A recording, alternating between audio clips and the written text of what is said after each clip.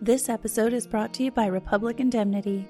With over 51 years of experience as a California workers' compensation carrier, with an average employee tenure of 17 years and an average account tenure of 10 years, Republic has an A+ Superior AM Best financial rating and is backed by the strength and support of Great American Insurance. Republic Indemnity is how producers, policyholders, and injured workers can overcome the complexities of workers' comp and get a clear way forward.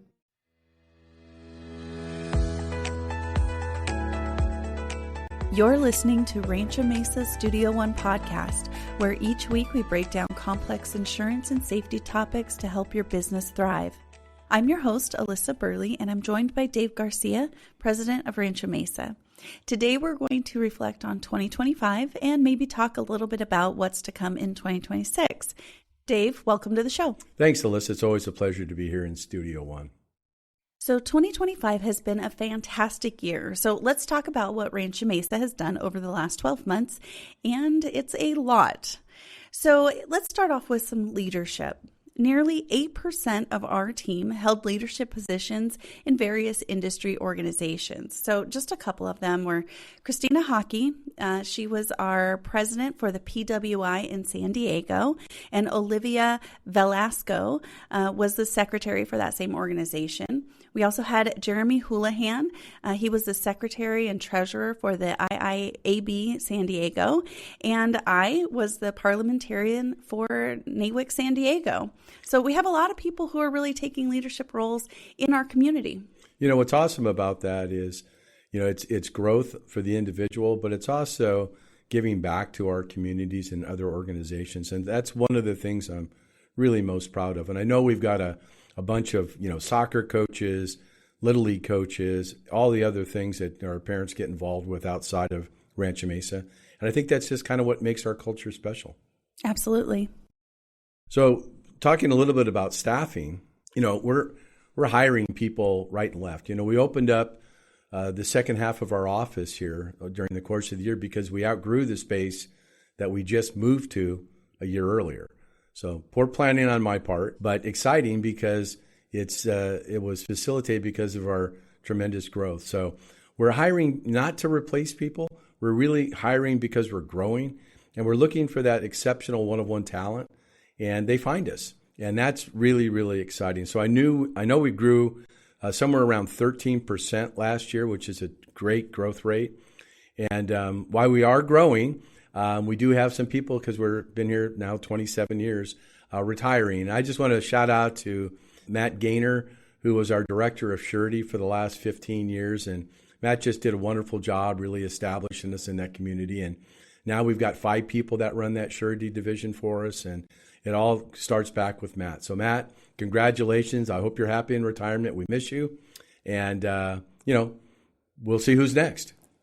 Yeah, when I tell people that, Rancho Mesa is hiring, I always have to say, because we're growing. It's not that, the company, we're always hiring because we're having to replace people. No, we are hiring because we're growing. So that's really exciting.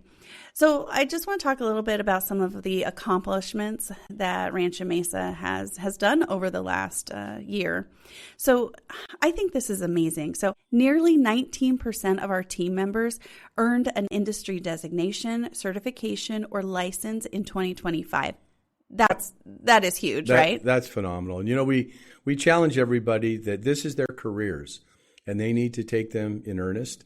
And we support them in all of the endeavors they want to do to grow their knowledge of the industry, their professional acumen, all of those kinds of things. So when you think about almost 20% of our team members achieved a new designation or an additional designation, that's remarkable. Really proud of that. Yeah. So those are the individuals. Now, Rancho Mesa, for 19 years in a row, has been named the IIAB Best Practices Agency Award. This is huge. This is something that we work towards all year long, and it looks at all aspects of our company. And it is really unique to see a company that has done this for 19 years in a row. So we're really proud of that. Another award that we did receive was the Bronze Award for Best Independent Insurance Agency to Work For in the Insurance Journal's Western region. And I just want to point out that this is an award that you earn, you don't buy. And we're really proud of it. I think that we do a lot to make sure that our employees have a great place to work. And I think that it shows in this award.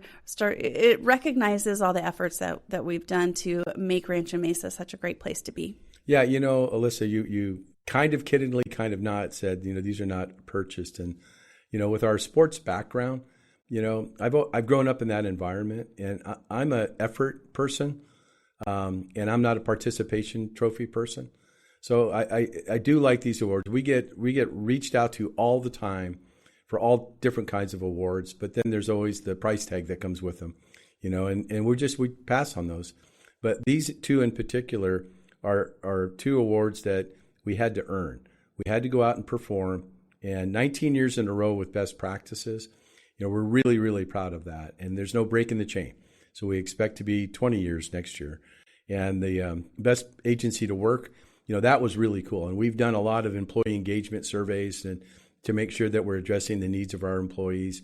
And again, this was something, it's the bronze. We're proud of that. But we know there's a silver and a gold. And so we're going to, stretch the bar and try to achieve those things in the future. So those are really great things for us. And I think it promotes individual people here then taking ownership for their careers and trying to grow themselves in many different ways. So yeah, really excited about that.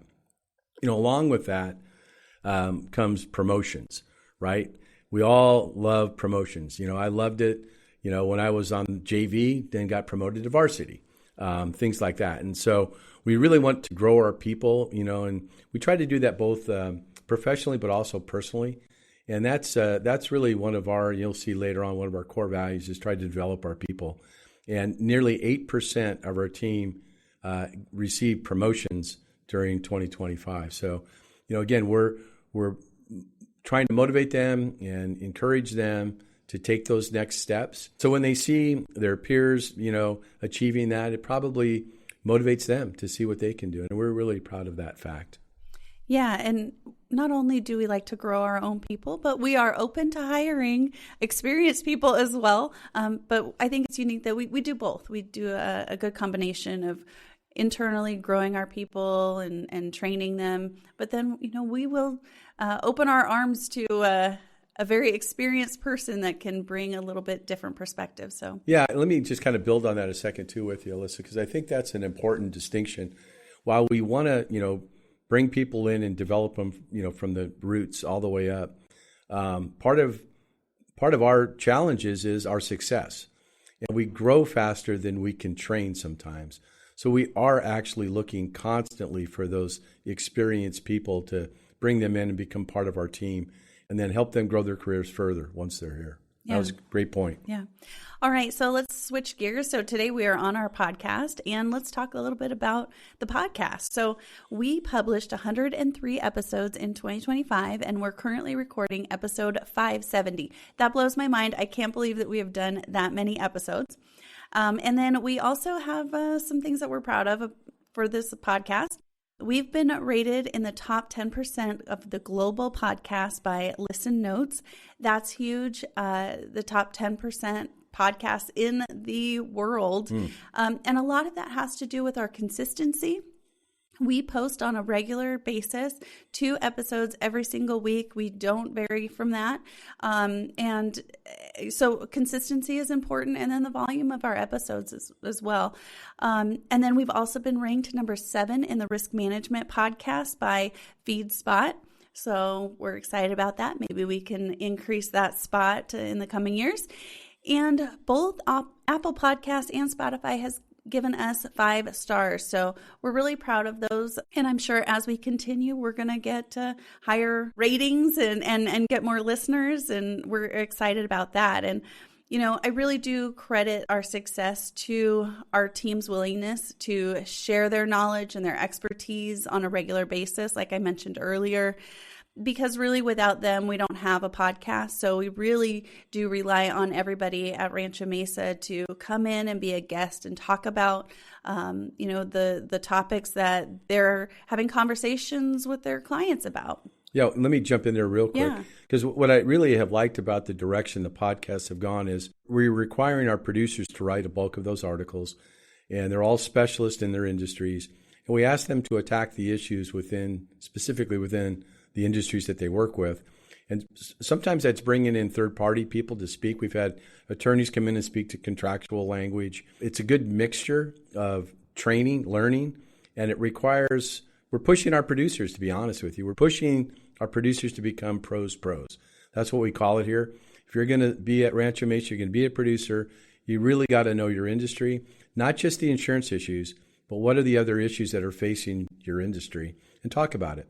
So by bringing in guests, and they could be clients, they could be a retired client, it could be just an industry expert in a different field, it really adds a lot of blend to the different types of podcasts that are not all just risk management topics.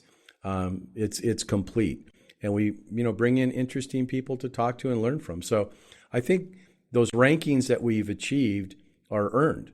We work hard at bringing good content to that. So as you can tell, I'm super proud of all of that. And we hope that it's something that people look forward to and they're gaining from. Yeah, well, that is a perfect segue into my next comment about the podcast that we launched called Dave's Dugout. So we started publishing this in February of 2025. So will you explain to our listeners the concept behind Dave's Dugout? Sure, I'd be happy to. So if you guys have ever read the book, Strength to Strength, if you haven't, do. It talks about as your life develops. I'm now, according to the book, in my crystallized phase, which kind of means I've lived a lot of life. I'm 67 years old. And so Dave's Dugout came about because I had a really unique childhood where I spent most of the time with my mother. And then in the summer times, my dad was managing in the minor leagues, and I would go spend time with him simply to spend time with my father. And during the course of that, so from the time I was 9 to 16, I spent a lot of summers with my dad in the clubhouse, in the dugout.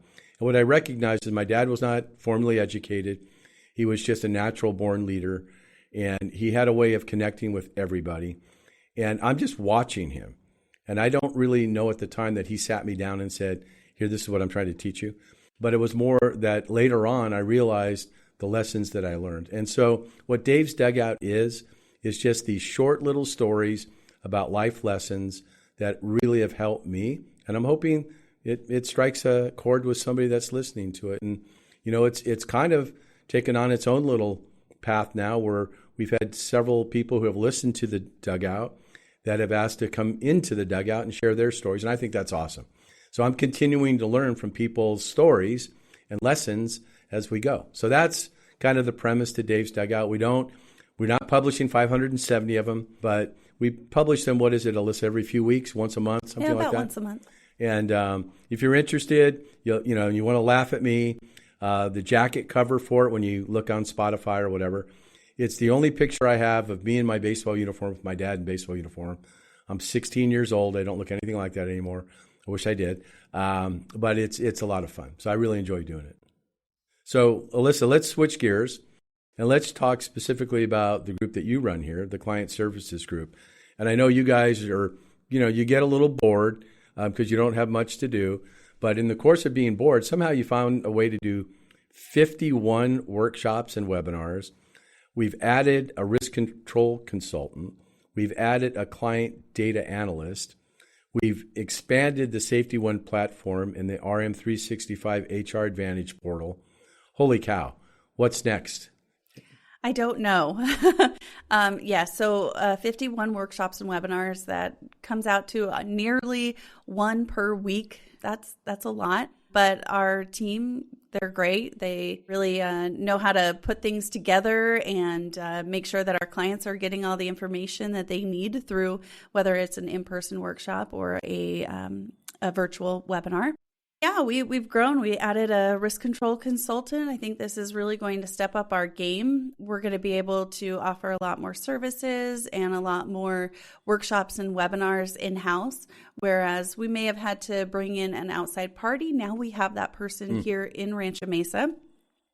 And then our client data analyst, we're really able to drill down and look at the data of claims and see where can we offer additional help to prevent claims from happening in the future. And we've done some of that before, but now we have a dedicated person to do that. And so I think that that is going to be a game changer for us.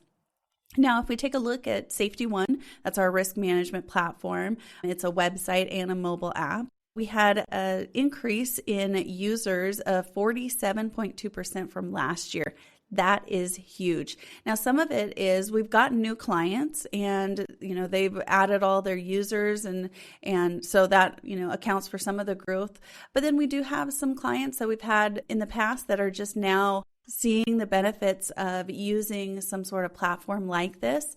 And we're definitely seeing some positive impacts from using a platform like this. So we're really excited about it. And we did see a 7% increase in value gained from using the HR portal. So we're really happy with that. Yeah, let me jump in there real quick too, Alyssa, because one of the things that I'm really excited about is with the client data analyst position, she was able to break down. We've had the Safety One platform and mobile app for about 4 years now. Mm-hmm.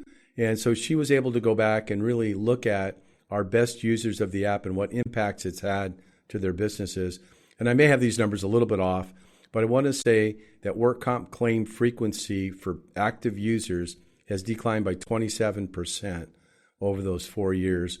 Experienced mods have decreased by 13%, and the loss severity of claims has gone down by 5 or 6 or 7%, something like that. And that's incredible to me, because what that translates to is more productivity for our clients. They're not having the injuries they were having previously. Their employees, their team members are going home at night. They're not going to a hospital. And then it's controlling their profitability, because when you have an injured worker, you're going to have to replace them. So that's going to impact productivity and cost, and it's going to impact your experience mod if it's workers' compensation. So these are all direct relationships to utilizing the safety app. And we're super proud of that, because I think, and I give your team credit, this isn't something you can buy off the shelf. This safety app and safety platform is something that we went out and designed and continue to enhance. So I think those numbers will continue to get better, because I think the users are picking up because they're seeing those numbers. They're saying, yeah, give it to me. I want to see how it works. So hats off to you and your team for all of that. Yeah, absolutely. Thank you. Now, we also finalized our core values this past year. It's integrity, accountability, collaboration, community, and passion. So do you want to tell our listeners about how this came about and why we decided that now was a good time to create our core values? Yeah, it's funny. I think from the get-go, these were always a part of our fabric. We just never put a name to them. And we actually lived them out. You could walk around and you could point it out, but we never actually specifically listed them. And I think we're now to that the maturity of our company, and as we continue to grow and as we onboard new people, it's really important that we establish what those things are, not just words, but I think what we've done as a leadership team here is we've identified the word, but then also defined what that word means specifically to Rancho Mesa. So I'm really excited about it. I think those absolutely represent who we want to be, not just externally. And when I say externally, I mean to our clients, to our carrier partners, to our community, but also to one another here. So yeah, really excited to actually, kind of make it three-dimensional. Yeah, I agree. And it was a fun process to work on that, just having everybody give their input on what these words should be. And then we have a nice graphic that was designed in-house that we can display on the website, and everybody can see exactly what we stand for. Yep. So Rancho Mesa also believes in giving back to both our industry and community. We kind of touched on that earlier. But tell our listeners about the 6 carrier councils that we're on and why you think it's important to maintain these relationships. Yeah, first it's an honor to be selected to be on those councils because, most carriers deal with literally hundreds and hundreds of agencies, and their councils probably range from 8 to 10 people to 15. They're not big groups. And to be selected on those 6 is special to us because I think they value our opinions. And when I participate in a lot of those, and we have other people that go, and what I tell the people that go, what if it's not me, it's you're now working for that carrier. Like it's your job to help that carrier become a better carrier, which in part helps them become a better resource to our clients. So I think we go with that attitude that we're going there as their employee for that council meeting. And I think it's, we have the finger on the pulse. We know what's coming. So I think some of our podcasts are directed that way. One of the councils I'm on, a year ago, we started talking about cumulative trauma claims. Now we know more about it. Now we try to get out to be the tip of the spear and educating, our clients about what that means. So there's that. You see what's coming from the carrier. You understand the industry issues. What is it trending up or down? But it also gives us an opportunity, to create relationships with the C-suite of those carriers. And those aren't relationships that we use regularly, like, oh, we're going to call in a favor, that sort of thing.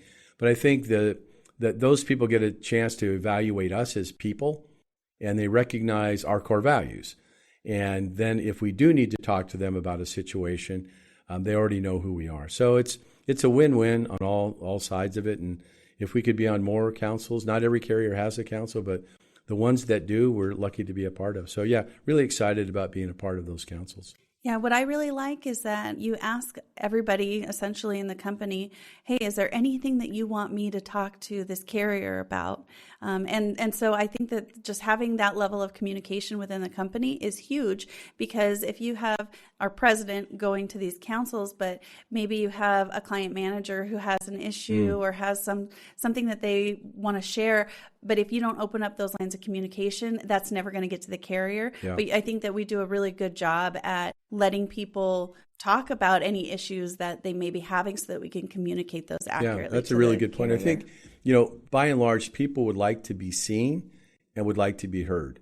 And we strive really hard for that internally, right? We want to make sure our team members here, like, we see you and we're listening to your suggestions. Doesn't mean we can do everything you say, but we try.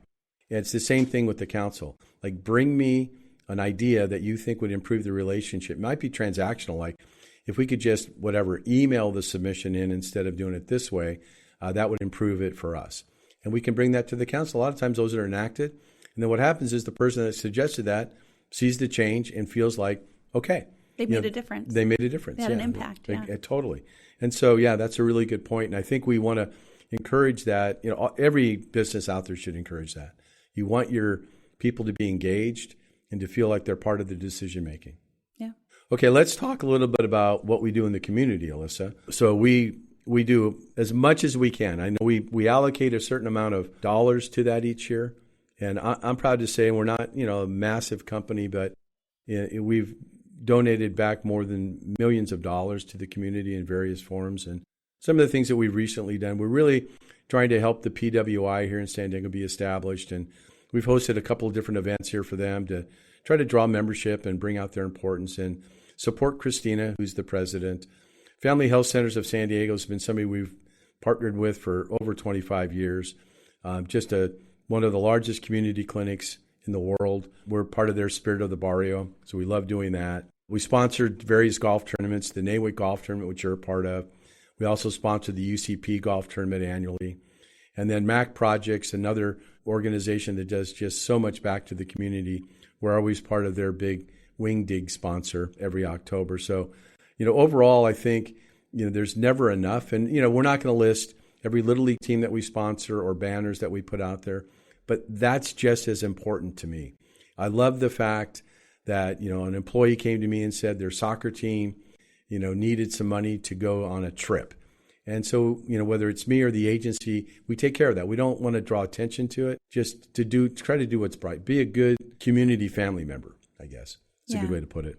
Yeah, and I think we do try to encourage people to participate in things like that. I know we've got some employees that they have specific causes that are important to them, and we'll send out a message saying, "Hey, who wants to participate in whatever the event is?" Right. So I do think that as a company and just as a group of people, that we really do care about what's happening in the community and try to support them where we can. Yeah. So let's switch gears and take a look at the insurance industry. And since you're the expert on this, I am not, will you tell us a little bit about what's happened in the industry in 2025? Sure. It's, as we talked about it last year, the property, auto, general liability, and excess or umbrella marketplace has continued to be a really, the pricing is going up. So we call that a hard market. And particularly on the auto, there just doesn't seem to be a way to control the ultimate costs that happen with automobile. And I think it's going to require some tort reform to actually try to put some caps or limits on some of these judgments that seem a little bit excessive right now. So that has continued. I think the property market, we've been lucky in California, didn't have a big wildfire season. So that's kind of flattened out a little bit, still with a heavy concern on wildfire. General liability and excess liability. General liability for the industries that we're in is probably a plus 1% to 3% kind of a thing. So not anything a business can't handle. The excess piece is expensive because of the automobile limits. So we've, historically have had very few $1 million losses. And within the last 5 years, we've had many multiple $1 million. And predominantly, they're all in the automobile. So that's an area where we're keeping an eye on. The reinsurance marketplace, which is the layer of insurance above all the carriers, because we haven't had a lot of catastrophes in the last 18 months or so. Knock on wood. Yeah, knock on wood. Let's hope we don't. That pricing's kind of flattened out. So we expect it. We don't see any big jump right now, but all good things come to an end. And workers' compensation, which has always been the one line of insurance where a business could, if they performed well, could look for decreases. That's not the case any longer. We alluded to it a little bit earlier. Cumulative trauma claims have become a big issue. There's many things that we can do. We're going to have a workshop in January to talk all about it. There's just, the fixes are there. They're just not easy to do. And so it's going to take some time. But Commissioner Lahr, for the first time in over a decade, actually recommended an average of an 8.7% rate increase. So that doesn't mean everybody's premium is going to go up 8.7. It means the rates on average are going to go up 8.7. So your experience modification is still going to be a big part of that. Your existing current trends in your claims, big part of that. The industries that you're in and their performance overall, big part of that. So I think you're going to see in workers' compensation, we're doing a lot of efforts right now in what we call loss-sensitive plans. And so as your business grows, you're going to want to look at alternatives to just guaranteed cost. Those could be deductible work comp, captives, self-insured groups, things like that. So workers' compensation is that area where I think everybody wants to keep an eye on it now and use the safety platforms that we're providing, knock down frequency. Honestly, the best claim is no claim, right? So all our efforts are focused on preventing claims from occurring, adding our risk consultant in-house, a big part of that as well. We're starting to see a lot more equipment thefts, which is the bad guys are seemingly always one step ahead. So I had a lot of equipment stolen this year from our clients. Skid steers seem to be the number one thing. And they're actually, if you've ever seen a picture of one, they're not that small, but they're seemingly targeted by the bad guys. We've had clients put air tags, multiple air tags, and then the bad guys seem to find them with a wand or some way of doing it. Take the battery out, they bring a battery. We're now working with the NER, the National Equipment Registry. That's an organization that what the individual company can do is actually register each of their items. And then the NER is affiliated with all the police and sheriffs across the country. So if they find the piece of equipment, it could be stolen in California, ends up in Texas, it can be recovered. It's not foolproof, but it's just one more layer. You can put stickers on your equipment to say that you're covered by the NER, and maybe that's just enough of a deterrent for them to go someplace else. So we're seeing equipment thefts. We're trying to work hard with that to figure out what else can we do to try to help prevent those. And then we just, like I mentioned earlier, we need tort reform. And in California, that's not going to be easy. But we need all organizations, associations, labor unions, people like that. We need to put some pressure on Sacramento to get some of these changes in place, or business costs are going to continue to rise. And that could ultimately impact, employment and things like that in California. We don't want to see that. So 2025 was, it's a challenging year. We have had a lot of our clients who have been able to maintain their costs, have not seen increases, and some have seen decreases. And, we work really hard at helping our clients understand their insurance costs are a percent of their sales. And so we kind of monitor that. So if you're, we know all of our industries. If you're an electrician, we know what that average cost should be. If you're an engineering contractor, we know what that should be. So those are the benchmarks that we're trying to work their total program so that it is an acceptable percentage of their revenue. So when they look at it that way, sometimes an increase in one line and a decrease in another doesn't have the same impact as it would if they say, I just had a 15% increase in my auto. Yeah, but your overall increase was only 2%. So they figure out, okay, I can work with that. Yeah, and I think even though it looks like have been some challenges in 2025, oftentimes there are things that we can help with to help mitigate some of those impacts on our clients. So what do you see for 2026 looking like for both the industry and Rancho Mesa? Yeah, I think as the industry goes, it's kind of as it is right now. Until we get some reform legislatively for workers' compensation and some tort reform on the nuclear verdicts, it's going to be difficult. So the focus has to be on preventative. How do we keep claims from recurring? And sometimes it's impossible to keep them from recurring. We have many clients that their employees in their company vehicle parked at a red light and they get rear-ended. The driver gets injured. Now that becomes a work comp claim, and away we go. So some things aren't preventable. A lot of things are. So we're trying to focus on the preventable and educate our clients on what they can be doing. And I think that's the safety app, the safety platform, the workshops, the trainings, all of those things that the client then feels like, okay, I do have some control here. It's not just happening to me. And in many cases, I think our clients can be put in a competitive advantage over their competitors who are not paying attention to the level that we're trying to get the clients to pay attention. So I think the industry is going to be a lot the same. I mentioned earlier, I think we want to look at some loss-sensitive plans. So we're going to be showing that to many of our clients to give them choice. We work with businesses that are very smart people, and we just want to allow them to make business decisions. But it's our job to bring them different alternatives, and then they can make the choice. So that's kind of where I see the insurance industry going. Rancho Mesa, wow. I'm just sitting here kind of getting goosebumps. I feel like 2026 is going to be an amazing year. We've had one great year after another. I just have this sense that 2026 is going to be a year like none other. I think we're really poised to grow. We need to find the people that we've talked about, both from the producer side to the support staff side, but we're geared up and ready. We've got the space. We've got the trainings in place. So I'm really excited about 2026 and what it can mean. I know we're going to be building out more of our risk, one-of-one risk consulting platform. Super excited about that. I'm looking to add 3 additional producers. One we have, he'll be starting January the 5th. We're super excited about him. He'll be focused on the electrical contracting industry, which we're already very specialized in. So excited to get him on board. And then we're going to look for 10 additional support people. And that's from brand new to the industry to experienced people. So if any of you are listening to this and you're thinking about, a career change and just want to talk to us, just reach out and we'd be happy to sit down and talk to you more. I want to be a leading voice in the insurance industry. You get to my age and you realize, the years that I have to impact the industry are fewer than they were. And so now's my time. And, I was asked by one of our clients to be on the phone this year with the district attorney of the state of California.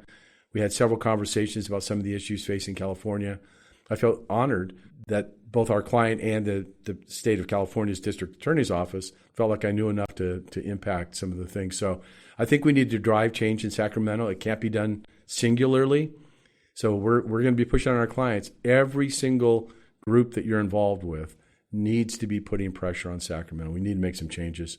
And probably, I don't know, the thing I'm most proud of, aside from just this cultural organization that we have here, is we are 100% committed not to sell this agency to a third party.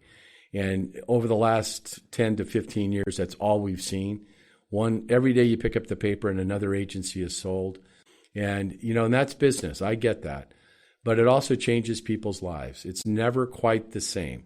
And we're committed here not to do that. Shar and I started the company with this in mind.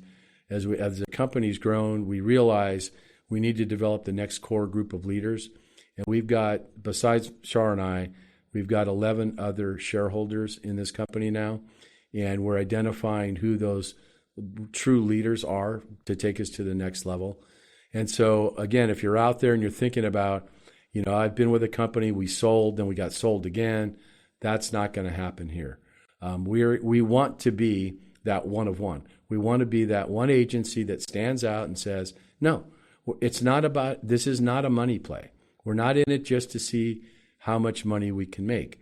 We're going to be into this to challenge our competitors to provide a level of service that's unmatched. And then we'll let the chips fall where they will. And that's probably, I'm so committed to that. I couldn't be more committed to that. And Alyssa, I know we're in multiple peer groups across the country. And some of those require your commitment to independence to be in. And that's how serious we are about that. So super excited about that. We're going to probably fill up the office here in the next year and a half to two. So we've already, talked to the landlord about taking over another floor. So, we don't lack for planning. So I think we're ready to go. And I think 26, I don't know. What do you think? How do you feel? Yeah, I'm excited for 2026. I think it's exciting that we're growing, that we're, literally counting the number of desks that we have left and realizing, okay, well, we can be here for X number of years or months before we need to have additional space. I think that's exciting, especially in a time where many companies are getting rid of their office space. They're going fully remote. They're not coming together. They're shrinking their footprint, and Rancho Mesa is doing the opposite. And we've had really great success bringing people into the office, and growing as a company in not only the number of people that we have, but in the services that we offer. So this is just a really exciting time to be part of Rancho Mesa. And like you mentioned earlier, we have no plans to sell. And I think that as an employee, that is comforting, especially if you've gone through an acquisition or two or three. You just don't know what to expect. And so this is a perfect opportunity for people that are in the industry to move over to Rancho Mesa, check us out, and see if you'd be a good fit. Yeah, I totally agree. And as we continue to grow, it creates more internal opportunities for growth, leadership roles, and the potential for ownership is always out there as well. Absolutely. So we're really excited about that. We if our ownership group right now is many of them are producers, but many of them are not producers.